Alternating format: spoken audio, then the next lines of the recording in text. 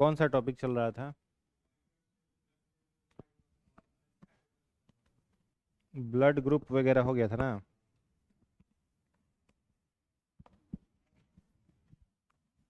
Blood group का खोज कौन किए थे? हाँ। और आरएच फैक्टर का? दोनों दोनों कौन सी होता है? विनर और लैंड स्टीनर। आरएच फैक्टर में आर क्या है? रिसस बंदर। जिसमें आरएच फैक्टर होगा उसका ब्लड ग्रुप कौन सा होता है? हाँ, पॉजिटिव। और जिसमें आरएच फैक्टर नहीं होगा? निगेटिव। इरिथ्रोब्लास्टोसिस क्या होता है?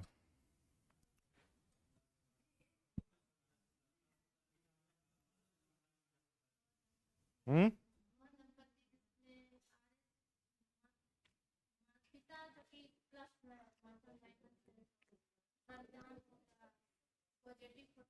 हम्म।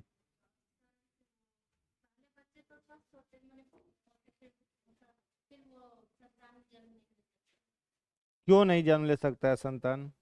क्या हो जाता है उसको ऐसा? एंटीबॉडी तो अच्छा चीज है ना, एंटीबॉडी बनेगा तो बीमारी से बचाएगा। एंटीबॉडी तो अच्छा चीज है। तो क्या दिक्कत होता है? बहुत ज्यादा एंटीबॉडी हो तो और मजबूत हो गया। हाँ।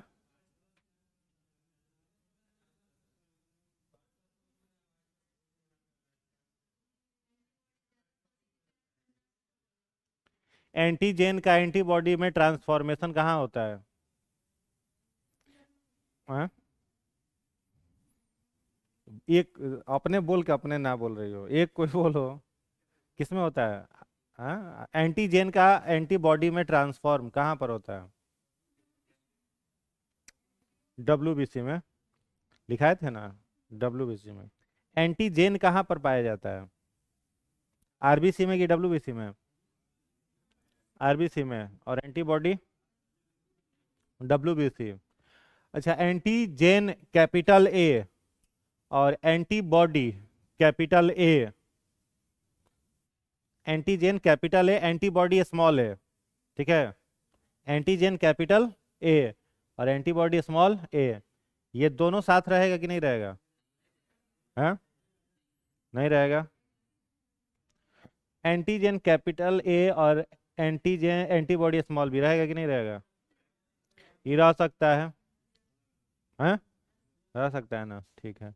यूनिवर्सल डोनर किसको कहते हैं? ओ को। और यूनिवर्सल एक्सेप्टर? एबी को। क्यों कहते हैं यूनिवर्सल रिसेप्टर एबी को?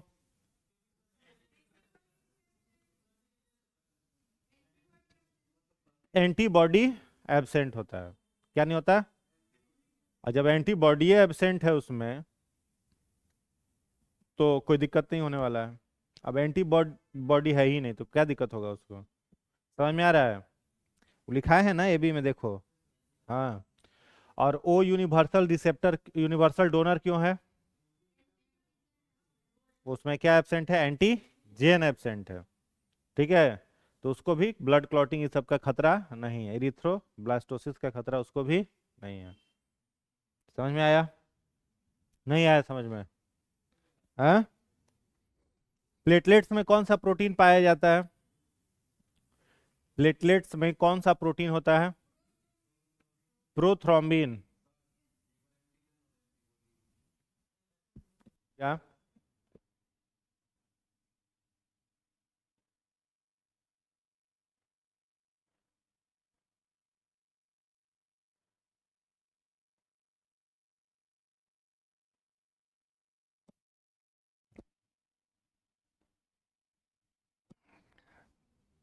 ठीक है, तो एंटीजन किसको कहते हैं? एंटीबॉडी। बीमारियों से बचाने का काम कौन करता है? एंटीबॉडी करता है। ठीक है, डब्ल्यूबीसी में। डब्ल्यूबीसी का साइंटिफिक नेम क्या है? ल्यूकोसाइट्स। डब्ल्यूबीसी को क्या कहते हैं? ल्यूकोसाइट्स कहते हैं। डब्ल्यूबीसी का शेप कैसा होता है? इरेगुलर। डब्ल्यूबीसी कैसा होता है? इरेगुलर। ठीक है, डब्ल्यूबीसी का कलर कैसा होता है? कलरलेस होता है। डब्ल्यूबीसी में न्यूक्लियस होता है क्या? होता है।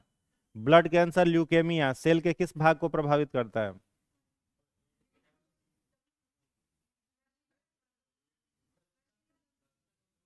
ल्यूकेमिया डब्ल्यूबीसी को, ठीक है, किसको प्रभावित करेगा? डब्ल्यूबीसी। नाम है ल्यूकेमिया माने ल्यूकोसाइट्स, तो डब्ल्यूबीसी को प्रभावित करेगा। डब्ल्यूबीसी में ग्रैन्युलर पार्ट में सर्वाधिक संख्या किसकी होती है? न्यूट्रो न्यूट्रोफिल्स का काम क्या है? आप पढ़ रहे हो, पढ़ो पढ़ो आराम से, घर तो नहीं पढ़ना था घर पे। रोगाणुओं को क्या करता है? पकड़ता है, ठीक है। मोनोसाइट क्या काम करता है? रोगाणुओं को मारने का काम करता है। और लसिका तंत्र, इम्यून सिस्टम को कौन बनाता है? डब्ल्यूबीसी का कौन सा पार्ट? Leucocyte, lymphocyte. कौन आता है? लिम्फोसाइट। सबसे ज्यादा कौन होता है? न्यूट्रोफिल। और सबसे कम कौन होता है? बेसोफिल। सबसे कम होता है कि 0.5 से 2%। सब तो याद करिए लिए हैं आप लोग। एड्स डिजीज किससे होता है? वायरस से। कौन सा वायरस है? HIV। क्या नाम है? HIV। ठीक है, HIV वायरस कौन से फैमिली का है? हम्म, राइबो कैसे होगा? HIV वायरस के फैमिली का नाम?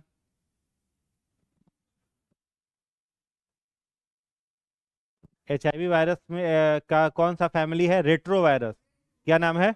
Retro virus. ठीक है, रेट्रो वायरस का जेनेटिक मटेरियल क्या होता है? जेनेटिक मटेरियल समझते हो? आनुवांशिक पदार्थ, RNA DNA, ये सबको क्या बोलते हैं? Genetic material. तो रेट्रो वायरस में क्या होता है? RNA की DNA। हाँ, यही से तुम लोग का एग्जाम नहीं समझ रहे हो ना? कहते हो 2 नंबर से छूट गया, 3 नंबर से छूट गया, ये लूर लक्षण रहेगा तो छूटबे करेगा। क्या होता है? RNA। ठीक है, रेट्रो वायरस का genetic material RNA। Influenza virus का जेनेटिक मटेरियल है RNA। किस इन्फ्लुएंजा वायरस में कौन कौन सा वायरस आता है? इन्फ्लुएंजा में कौन कौन सा वायरस आता है?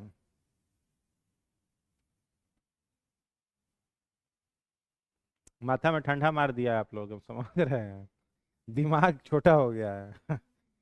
इन्फ्लुएंजा में 3 वायरस का नाम लिखाए थे ना? इन्फ्लुएंजा में 2 वायरस का नाम लिखाए थे। एक H1N1, बर्ड फ्लू, H1N1 और H5N1। तो ये सब याद काहे नहीं रहता है? चलो प्लेटलेट्स बताओ, प्लेटलेट्स का शेप कैसा होगा? गोला का, राउंड शेप। प्लेटलेट्स का जीवन अवधि 24 घंटा। प्लेटलेट्स का scientific name? Thrombocytes. Atmospheric oxygen से रिएक्ट करके प्लेटलेट्स किस में बदलेगा? फिम्बिनो, या फिर दो गो नाम लिखवाए थे, एक फिम्बिनोजेन लिखवाए थे और एक और लिखवाए थे थ्रोम्बोप्लास्टिन।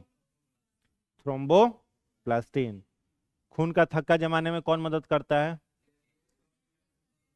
और कौन सा विटामिन? विटामिन के। विटामिन के का साइंटिफिक नेम? फिम्बिनोजेन। फाइलोक्विनोन। क्या होता है? फाइलोक्विनोन। डेंगू डिजीज किससे होता है? कौन से वायरस से? फैलवी राइबो वायरस। ठीक है, कौन से मच्छर से फैलता है? मादा एडीज मच्छर से। ब्लड के किस भाग को संक्रमित करता है? प्लेटलेट्स। डब्ल्यूबीसी। हाँ, किसको करेगा? प्लेटलेट्स को करेगा। ठीक है, और कोई डाउट? यहां तक क्लियर है?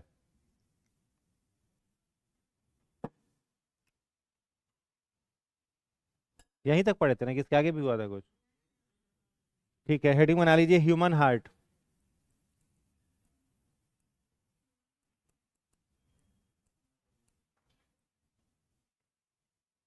मानव हृदय, इसमें लिखिएगा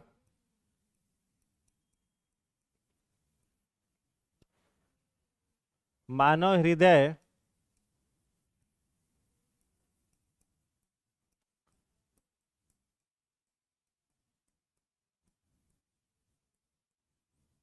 दोहरी पेरिकार्डियल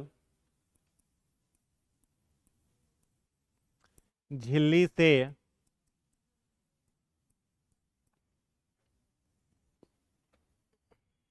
घिरा होता है,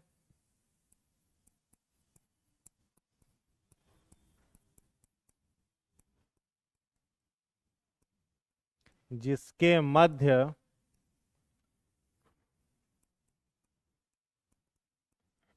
पेरिकार्डियल द्रव्य पाया जाता है, जो बाहरी चोटों से हृदय की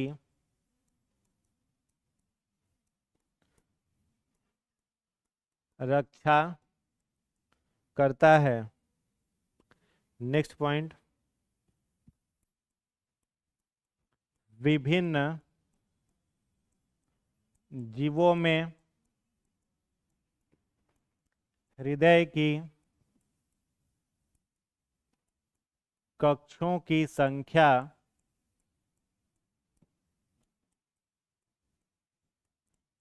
अलग अलग है। पहला लिखिएगा स्तनधारी प्लस पक्षी,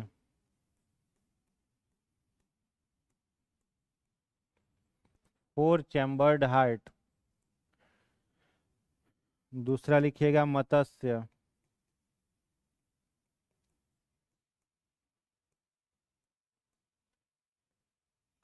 टू चैम्बर्ड हार्ट।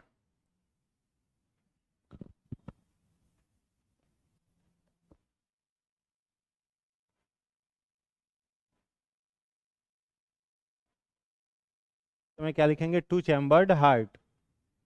और तीसरा लिखिएगा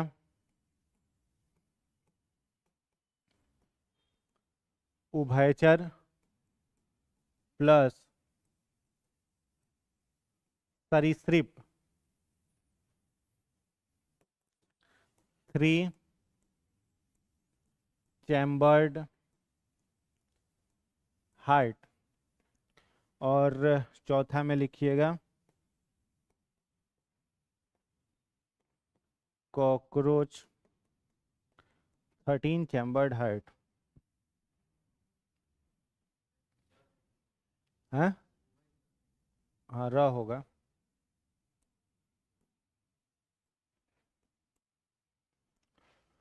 नेक्स्ट पॉइंट में लिखना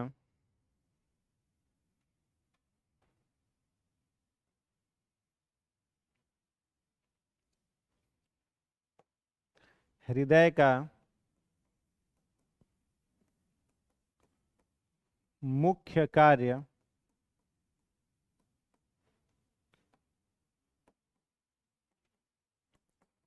ब्लड को पंप करना है। यह दो प्रकार का दाब उत्पन्न करता है। पहला लिखिएगा सिस्टोलिक प्रेशर 120 mmHg, और दूसरा डायस्टोलिक प्रेशर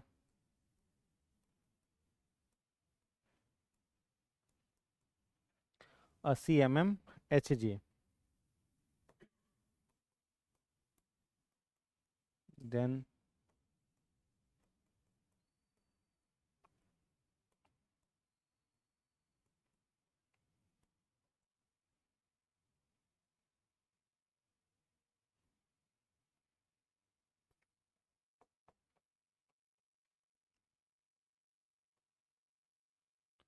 पेसमेकर को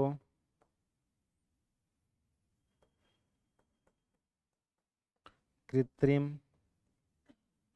हृदय कहते हैं।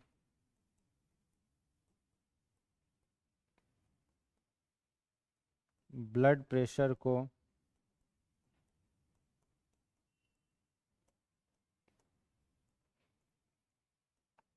एस्फिग्नोमैनोमीटर द्वारा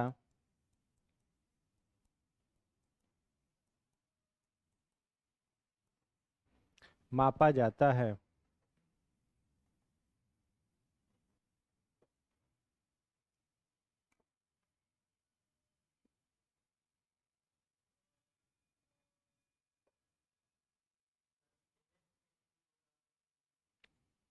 हाँ,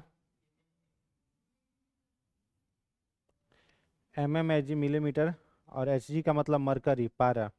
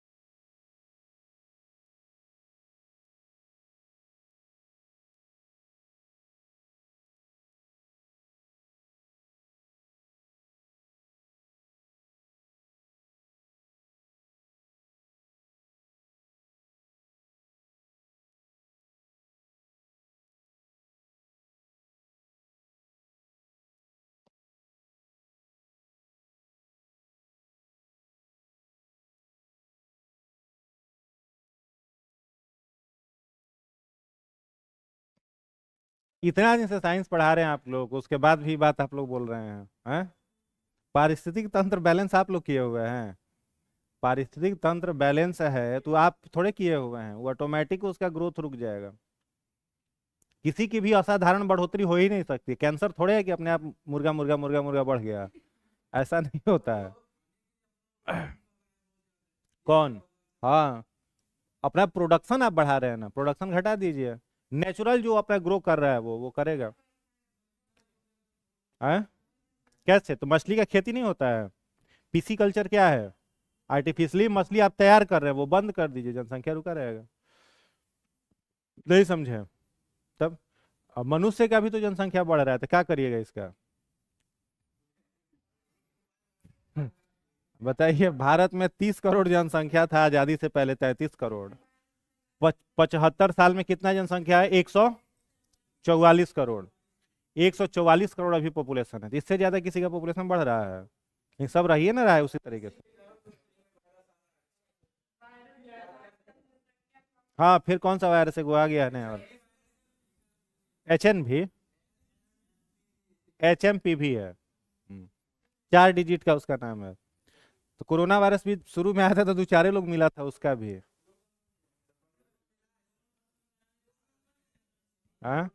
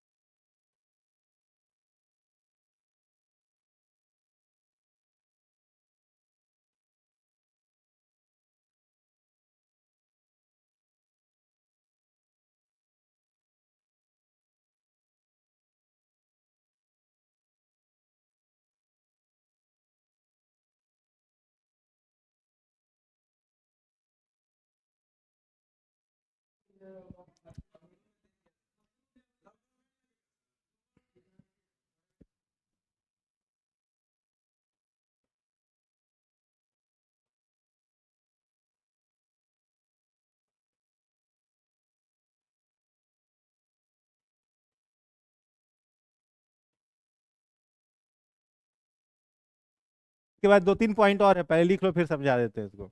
इसके बाद एक और पॉइंट लिखिएगा, एक और पॉइंट लिखना। एक पंप में, हाँ, एक पंप में हृदय, एक पंप में हृदय 0.8 सेकेंड, एक पंप में हृदय 0.8 सेकेंड का समय लगाता है। 0.8 सेकेंड का समय लगाता है तथा एक धड़कन में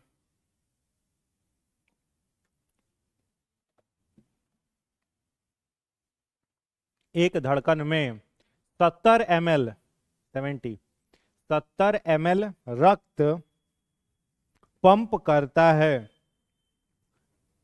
70 ml रक्त पंप करता है, अर्थात 1 मिनट में,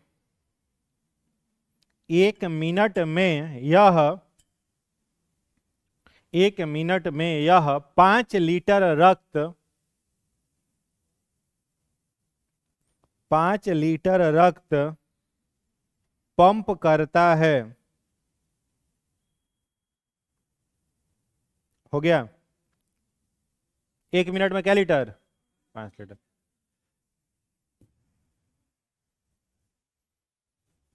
एक और पॉइंट लिखिएगा। हृदय की धड़कन को, हृदय की धड़कन को नियंत्रित करने हेतु,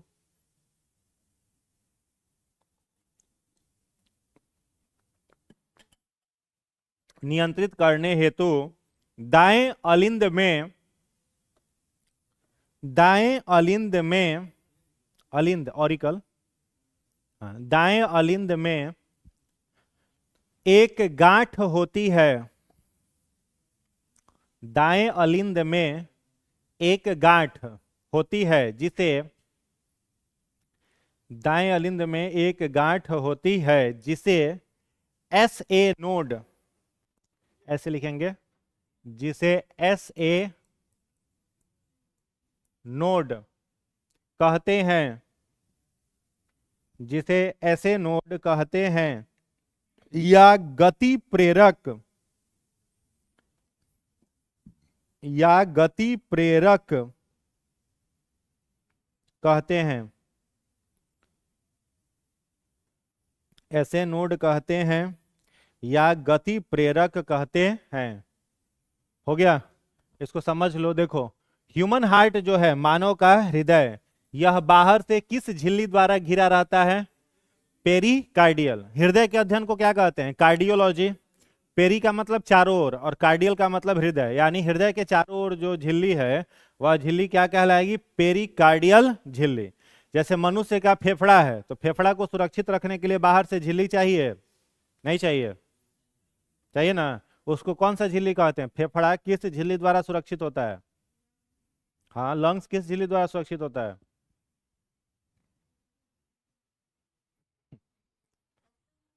ऑप्शन दीजिए। Pleural membrane. क्या कहते हैं? Pleural membrane. प्लूरल झिल्ली द्वारा कौन सुरक्षित होता है? फेफड़ा। वैसे ही मनुष्य का मस्तिष्क भी बाहर से एक झिल्ली से घिरा हुआ है। एक झिल्ली है बाहर से मनुष्य के मस्तिष्क को घेरे हुए, उसको कहते हैं मेनिंजीज। क्या कहते हैं? मेनिनजीज। ठीक वैसे ही हृदय बाहर से दो झिल्लियों से घिरा हुआ है, उस झिल्ली का नाम क्या हो गया? पेरिकार्डियल। जैसे हृदय का शेप कैसा होता है? आकार ट्रायंगुलर शेप का हृदय होता है, तिकोना होता है, समझ गए? तो तिकोना जो हृदय है जिसमें 4 कक्ष है, इसके बाहर में क्या कोई झिल्ली हो जाता है? 2 झिल्ली। इसी झिल्ली को क्या कहते हैं? पेरिकार्डियल झिल्ली। और ये जो दोनों पेरिकार्डियल का झिल्ली है, मेम्ब्रेन है, इसके बीच में एक द्रव्य पाया जाता है, एक तरल लिक्विड पाया जाता है, जिसे कहते हैं पेरिकार्डियल द्रव्य, पेरिकार्डियल फ्लूइड। क्या कहते हैं? पेरिकार्डियल द्रव्य या फिर पेरिकार्डियल फ्लूइड। ये फ्लूइड काम क्या करेगा? तो इस फ्लूइड का मुख्य काम है बाहर के इंजरीज से हृदय की रक्षा करना। बाहर का कोई भी इंजरी, कोई भी चोट यह हृदय तक पहुंचने नहीं देगा। बात आ रही समझ में? तो बाहर के चोटों से हृदय की रक्षा करने के लिए कौन सा द्रव्य हृदय के मेम्ब्रेन के बीच में है? पेरिकार्डियल द्रव्य। और कौन सी झिल्ली है? पेरिकार्डियल मेम्ब्रेन, पेरिकार्डियल झिल्ली है। क्लियर हो गया? आगे लिखा हुआ है विभिन्न जीवों में हृदय की कक्षों की संख्या अलग अलग है। अलग अलग जीव, हृदय के कक्ष अलग अलग, जैसे स्तनधारी या मैमल और पक्षी। ठीक है, तो मैमल और में देखोगे और बर्ड्स में देखोगे तो क्या कॉमन मिलेगा? जो मैमल होते, मैमल का मतलब जो बच्चे को जन्म देते हैं, और पक्षी जो अंडा देता है, इन दोनों में कितने कक्ष के हृदय मिलेंगे? 4 कक्ष के। 4 कक्षीय हृदय का मतलब 2 अलिंद और 2 निलय। ऑरिकल कै गो रहेगा? 2 गो। और निलय कै गो रहेगा? 2 गो। 2 अलिंद और 2 निलय। मत्स्य माने मछली, मछली के हृदय में कै गो चैम्बर? 2 चैम्बर। एक और चीज हमने आपको बताया था कि मछली में रक्त का परिसंचरण कैसा होता है? सिंगल सर्कुलेशन, एक पथ परिसंचरण। मतलब उसके हृदय में सिर्फ CO2 प्लस ब्लड जाता है, डीऑक्सीजनेटेड ब्लड जाता है।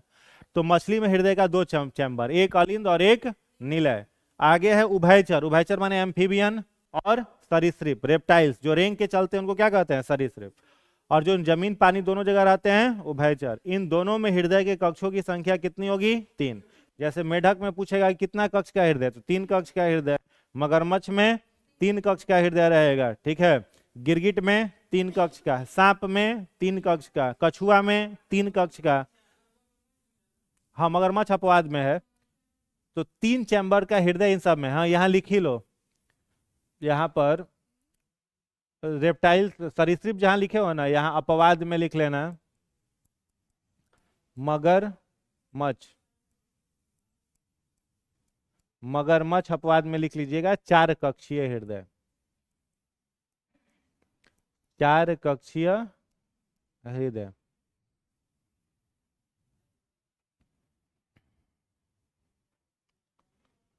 चार कक्षीय हृदय। ठीक है, तो बाकी सारे सरीसृप में 3 कक्ष का, इकलौता मगरमच्छ जिसमें 4 कक्ष का। कॉकरोच में 13 कक्ष का। हृदय का मुख्य काम क्या हो गया? ब्लड को पंप करना, खून को पंप करना है। तो ब्लड को पंप करेगा तो प्रेशर जनरेट करेगा, तब ना पंप करेगा। अब हार्ट का जो चारों चेंबर है सब अलग अलग प्रेशर जनरेट कर देते हैं। तो मुख्यतः मनुष्य के हृदय द्वारा दो प्रकार का दाब उत्पन्न करा जाता है, एक है सिस्टोलिक प्रेशर और एक है डायस्टोलिक प्रेशर। सिस्टोलिक और डायस्टोलिक। तो सिस्टोलिक को हम लोग हिंदी में संकुचन भी कहते हैं, ठीक है, क्या कहते हैं, संकुचन दाब। और डायस्टोलिक को शिथिलीकरण दाब या स्थिरीकरण दाब कहा जाता है। तो सिस्टोलिक प्रेशर कितना होता है 120 mm पारा और डायस्टोलिक 80 mm पारा। Hg मतलब मरकरी। मरकरी क्या है, metal non metal, metal. Mercury metal है ना, कंफर्म ना, मेटल माने धातु है मरकरी। हाँ, धातु ठोस ना होता है जी। अच्छा, अपवाद है। तो 120/80 mm Hg। तो डायस्टोलिक और सिस्टोलिक दोनों प्रेशर को मिला करके क्या बनता है, ब्लड प्रेशर। तो ब्लड प्रेशर में कितना, ब्लड प्रेशर का आइडियल वॉल्यूम आइडियल कितना होता है 120/80 mm Hg, ठीक है। आगे है पेस मेकर को क्या बोला जाता है, कृत्रिम हृदय, आर्टिफिशियल हार्ट। किसी के हार्ट में दिक्कत आती है तो ब्लड पंप करने के लिए उसमें क्या यूज करते हैं, पेस मेकर को। तो पेस मेकर को कृत्रिम हृदय कहते हैं। ब्लड प्रेशर को मापा जाता है किस मशीन से, एस्फिग्नोमैनोमीटर। एस्फिग्नोमैनोमीटर, इससे क्या मापा जाता है, ब्लड प्रेशर को। क्लियर हो गया। अब इसको डायग्राम से समझ लेते हैं हम लोग, कैसे सर्कुलेशन होता है। अभी लिखिएगा मत, समझिएगा सिर्फ। देखो, मनुष्य में कितना कक्ष का हृदय होगा, ये मान लो आपका 4 कक्ष का हृदय हो गया, ठीक है। इसको हम लोग क्या कहेंगे, दाएं हिना अलिंद। अलिंद को अंग्रेजी में ऑरिकल कहते हैं। और ये दाहिना निलय, ये बाया अलिंद और बाया निलय, निलय, ठीक है। ये हो गया लंग्स, फेफड़ा। फेफड़ा का काम हमने बताया था, क्या होता है फेफड़ा का काम, श्वसन गैसों को क्या करना, आदान प्रदान करना, एक्सचेंज ऑफ रेस्पिरेटरी गैस। ये मान लो आपके बॉडी का सेल है, कोशिका, जिस कोशिका में क्या है, ग्लूकोज है। अब इस डायग्राम से 3 गो चैप्टर कनेक्ट होगा। कौन कौन सा, डाइजेशन भी कनेक्ट होगा, श्वसन भी कनेक्ट होगा, परिसंचरण भी कनेक्ट हो रहा है इसमें, देखना ध्यान से। जब आप ब्रीदिंग करोगे, सांस लोगे, तो एयर कहां पर आता है, फेफड़े के अंदर। जब सांस लिए तो एयर कहां आया, फेफड़ा के अंदर। अब हार्ट का काम क्या है, रक्त को क्या करना, पंप करना। ये ब्लड को क्या करेगा, पंप करेगा। तो जब ये ब्लड को पंप करेगा तो वह ब्लड कहां पर जाता है, फेफड़ा में। और सबसे पहले फेफड़ा से, ये फेफड़ा है, फेफड़ा से शुद्ध रक्त, शुद्ध रक्त का मतलब क्या है, O2 plus blood. O2 plus blood को हिंदी में क्या कहते हैं, ऑक्सीकृत रक्त, अंग्रेजी में ऑक्सीजनेटेड ब्लड कहते हैं। समझ में आया। तो ऑक्सीजनेटेड ब्लड कहां पर आया सबसे पहले, बायां अलिंद में। अब हृदय के यह चारों कक्ष जो हैं सब अलग अलग पंप करता है, एक साथ नहीं करता है, ठीक है। तब ये वाले चैम्बर में आकर के, बायां अलिंद में आकर के रक्त भर गया। कौन सा रक्त भरा, शुद्ध रक्त। अब बायां अलिंद पंप करेगा तो यहां पर एग्जैक्टली एक वाल्व पाया जाता है, एक वाल्व। वाल्व समझ रहे हो ना, ठीक है, वाल्व पाया जाएगा। इस वाल्व का क्या नाम है, बोलो क्या नाम है, ट्राई कस्पिड वाल्व है।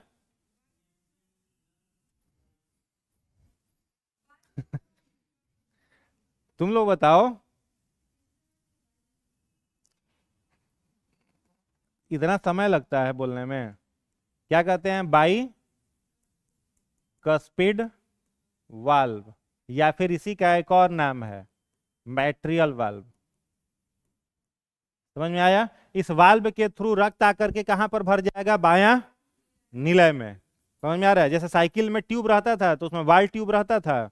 वाल ट्यूब क्या काम करता था, एयर को जाने देता था ट्यूब के अंदर, बाहर निकलने देता था, नहीं ना आता था। वैसे ही जब ये पंप करेगा ना तो रक्त आकर के सब शुद्ध रक्त किस में भर जाएगा, बायां निलय में। तो क्वेश्चन आता है कि बायां निलय से रक्त को वापस जाने से कौन सा वाल्व रोकता है? क्या कहोगे? Bike speed valve. समझ में आया? अब ये जब पंप करेगा बायां निलय, तो यह ऑक्सीजन वाला रक्त कहां चला आएगा? शरीर की कोशिका में, सेल में। क्या आ गया? O2 प्लस ब्लड आ गया। समझ में आया? और जब O2 प्लस ब्लड आया तो ये क्या काम करेगा? यहां पर जितना भी ग्लूकोज है, इन सारे ग्लूकोज को ऑक्सीडाइज्ड कर देगा, जला देगा ऑक्सीजन। और जब ग्लूकोज यहां पर जला तो वी उत्पाद के रूप में आपको क्या मिलेगा? एटीपी। कितना मोल? 38 मोल। प्लस क्या मिलेगा? H2O। और कौन सा गैस निकलेगा? Carbon dioxide. ठीक है। अब रक्त का तो सारा ऑक्सीजन खत्म हो गया ग्लूकोज को जलाने में। अब यहां से रक्त में कौन सा गैस मिल जाएगा? Carbon dioxide. और कार्बन डाइऑक्साइड वाला रक्त सबसे पहले कहां जाएगा? दाहिना अलिंद में। ठीक है। क्या जा रहा है? ये CO2 प्लस ब्लड। इसे क्या कहेंगे? अनऑक्सीकृत रक्त या डीऑक्सीजिनेटेड ब्लड कहेंगे। ठीक है। अब फिर यहां पर एक वाल्व है, यहां पर एक वाल्व है। अब ये दाहिना अलिंद पंप करेगा तो ब्लड किस में भर जाएगा? दाहिना निलय में। इस वाल्व को क्या कहोगे? Try cuspid valve. अब फिर इसमें ब्लड भर गया, अभी पंप करेगा। तो ये जब पंप करेगा तो ये रक्त अब फिर वापस कहां जाएगा? लंग्स में। क्या जा रहा है? ये CO2 प्लस ब्लड। फिर लंग्स से कौन सा गैस बाहर निकल जाएगा? Carbon dioxide. और यहां से फिर दूसरे लंग से कौन सा गैस अंदर एंट्री करेगा? ऑक्सीजन। तो आपके हृदय में रक्त कै बार गया? 2 बार। एक बार ऑक्सीजन लेकर के और एक बार कार्बन डाइऑक्साइड लेकर के। तो आप में रक्त का कौन सा परिसंचरण हो रहा है? द्विपथ परिसंचरण, डबल सर्कुलेशन हुआ। बात आया समझ में? अब यह जो है जिसके थ्रू हृदय लंग्स से, फेफड़ा से रक्त हृदय में कौन लेकर के आता है, इसको क्या कहते हैं? Pulmonary vein. हिंदी में कहते हैं फुफ्फुस तीरा। ठीक है। इससे रक्त आता है। और यहां पर यह जो है इसको कहते हैं हम लोग महा महाधमनी कहते हैं। अंग्रेजी में कहा जाता है अरोटा। ये जो है, जो शरीर की कोशिकाओं से हृदय में रक्त को लेकर के जाता है, अशुद्ध रक्त, इसे कहते हैं भेना काभा, या फिर हिंदी में कहा जाता है महाशिरा। और ये जो है इसको कहते हैं पल्मोनरी आर्टरी, फुफ्फुस।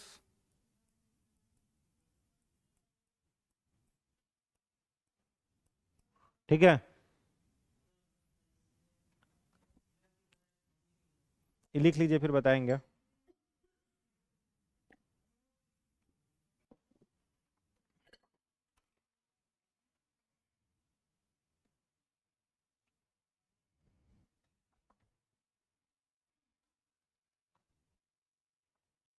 इसको लिख लो जल्दी।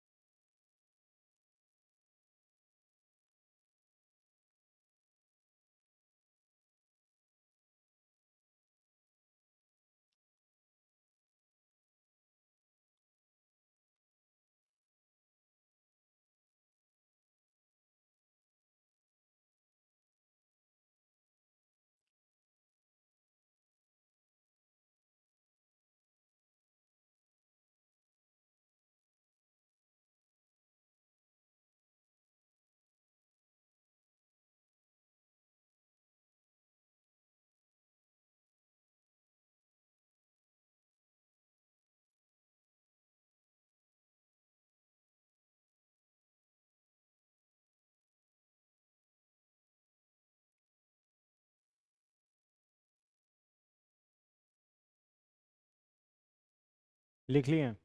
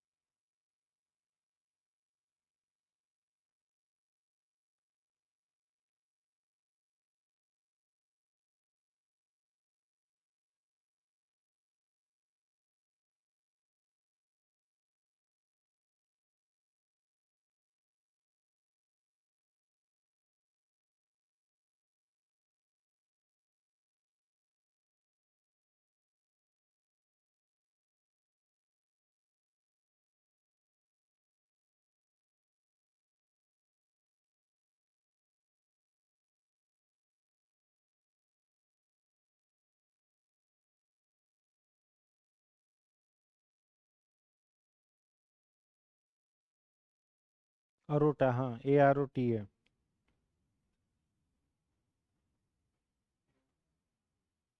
हम्म। अरोटा।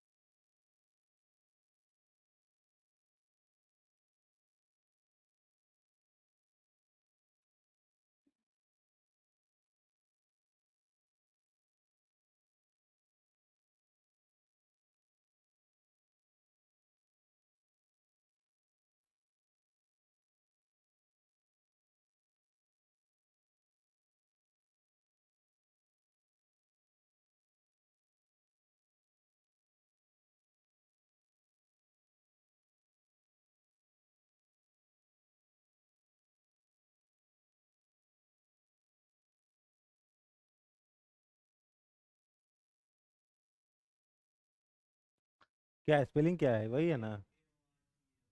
अच्छा, आर पहले हम लिख दिए हैं। ओ। AORT है।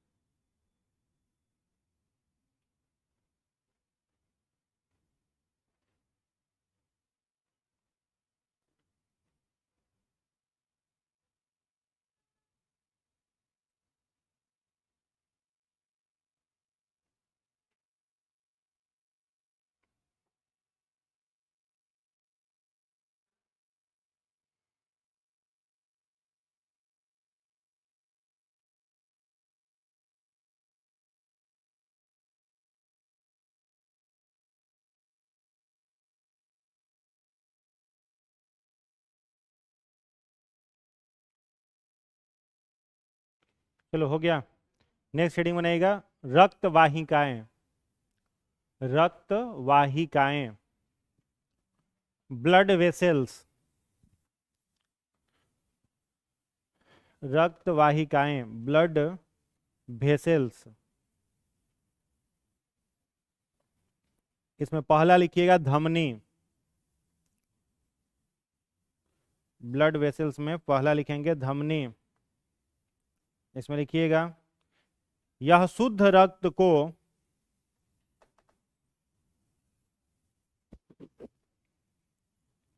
हृद शुद्ध रक्त को हृदय से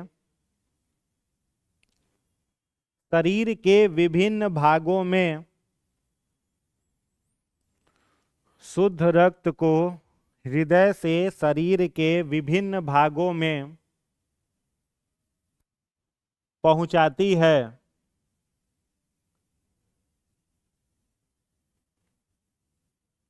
पहुंचाती है। अपवाद में लिखिएगा, अपवाद, एक्सेप्शन। अपवाद में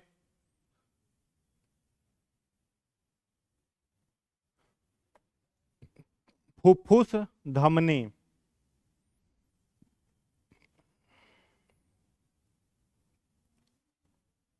ठीक है, देखो शुद्ध रक्त को हृदय के विभिन्न भागों में कौन पहुंचा रहा है? शुद्ध रक्त को हृदय से शरीर के विभिन्न भागों में कौन पहुंचा रहा है? महाधमनी। तो धमनी का काम क्या है? ऑक्सीजन वाले रक्त को ट्रांसपोर्ट करना। अपवाद में कौन हो गया? फुफ्फुस। फुफ्फुस धमनी। अपवाद में क्या हो गया? फुफ्फुस धमनी। सब धमनी ऑक्सीजन वाले ब्लड को पहुंचाता है। अब फुफ्फुस धमनी इकलौता ऐसा धमनी है जो कैसे ब्लड को पहुंचाता है? कार्बन डाइऑक्साइड वाले। ठीक है, तो अपवाद हो गया कि नहीं हो गया? फुफ्फुस आगे लग गया, चाहे धमनी में लग जाए चाहे सिरा में लग जाए, वह क्या हो जाएगा? अपवाद हो जाएगा, एक्सेप्शन। याद रहेगा। फुफ्फुस धमनी किसको पहुंचाएगा? O2 plus blood. अब फुफ्फुस धमनी किसको पहुंचाएगा? CO2 plus blood. कोई दिक्कत? चलिए नेक्स्ट लिखिएगा, सिरा वेन। नेक्स्ट लिखिएगा सिरा वेन। लिखिएगा रक्त केशिकाएं जुड़कर, रक्त केशिकाएं माने ब्लड कैपिलरीज,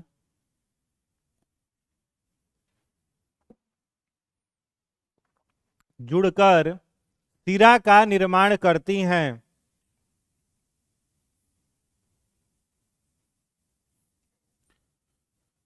जो अशुद्ध रक्त को शरीर के विभिन्न भागों से, जो अशुद्ध रक्त को शरीर के विभिन्न भागों से हृदय तक लाता है, हृदय तक लाता है,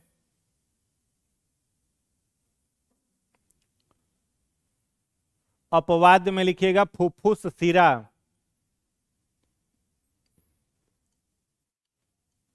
अपवाद में फुफ्फुस सिरा।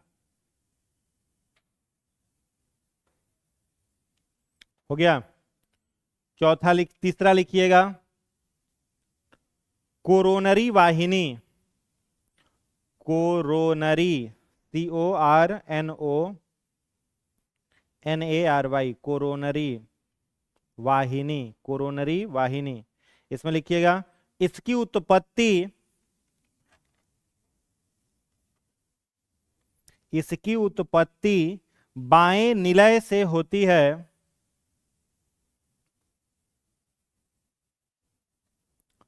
बाएं निलय से होती है तथा यह हृदय के मांसपेशी को, हृदय के मांसपेशी को रक्त पहुंचाता है, हृदय की मांसपेशी को रक्त, हृदय की मांसपेशी को रक्त पहुंचाता है। हो गया? कोई दिक्कत इसमें तो बताइए। क्लियर हो गया ना?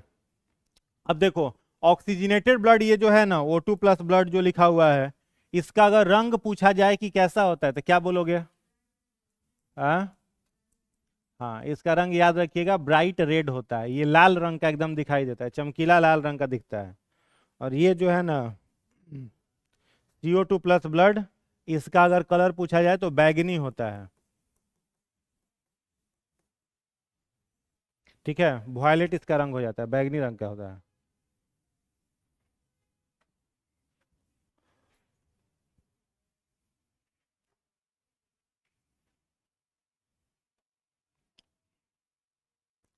इतना में कोई दिक्कत नहीं? ठीक है, तो आज इतना ही रहने देते हैं। नेक्स्ट क्लास में एक्सक्रीटरी सिस्टम शुरू करेंगे, ह्यूमन एक्सक्रीटरी सिस्टम। इसका इतना हो गया। एक टेस्ट आप लोगों का 1-2 दिन में हो जाएगा, मे बी कल या परसों। ठीक है, जितना भी पढ़ाए हैं उतना से टेस्ट एक हो जाएगा कल या फिर परसों, इसलिए पूरा कॉपी देख लीजिएगा। कितना चैप्टर उसमें रहेगा? 4 चैप्टर। हाँ, कल या परसों 4 चैप्टर उसमें आप लोगों का रहेगा। 4 चैप्टर में रहेगा पहला चैप्टर, वो जो था क्या पढ़ाए थे फर्स्ट चैप्टर में, ब्रांच ऑफ बायोलॉजी पढ़ाए थे ना। तो ब्रांच ऑफ बायोलॉजी में जितना भी 35-36 ब्रांच लिखवाए थे, जरूरी नहीं कि डायरेक्ट वही रहेगा, और भी कोई ब्रांच हो सकता है, इसलिए ब्रांच ऑफ बायोलॉजी अपने से आप लोग देख लीजिएगा। जो हम लिखवाए थे वो भी देख लीजिएगा। उसके बाद पोषण हुआ था, पोषण पढ़ाए थे अमीबा में, पैरामीशियम में, पौधों में। उसके बाद क्या पढ़ाए थे? पाचन तंत्र। ठीक है, फिर क्या पढ़ाए थे? श्वसन तंत्र। फिर क्या हुआ, ये खत्म हुआ आज परिसंचरण तंत्र। इतना से 4-5 चैप्टर का कंप्लीट मिला हुआ 60-70 क्वेश्चन या 100 क्वेश्चन का टेस्ट हो जाएगा कल या फिर, इसलिए प्रिपेयर रहिए, भागिएगा मत क्लास, ही नहीं टेस्ट से भाग गए। हाँ, कल या परसों।